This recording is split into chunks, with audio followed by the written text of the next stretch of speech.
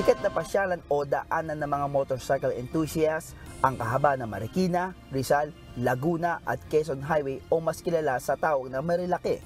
At dahil sa mga kurbada at paakyat at may pababa na kalsada, mistulang ginagawang racetrack ito ng ibang motorcycle rider.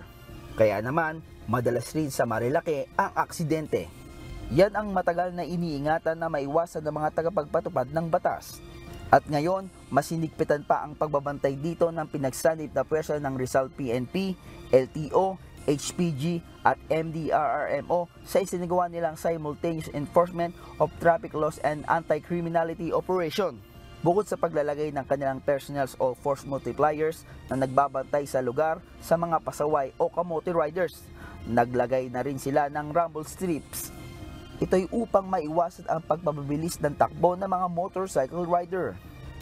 Ang objective namin dito is magkaroon kami ng maximum risk awareness on road safety and of course on simultaneous law enforcement operations, implementing traffic rules and regulations.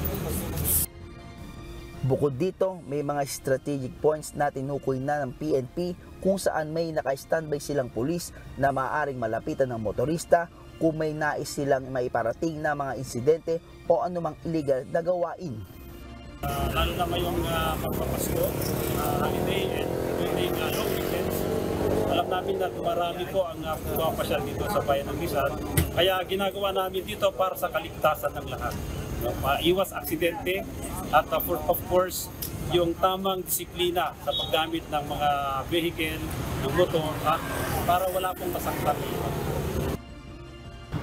Laging tandaan ang aksidente ay walang pinipiling panahon o oras kaya huwag kalilimutan ang road safety. Laging tandaan, sabi nga ni Kuya Daniel, mata sa kalsada, kamay sa manibela.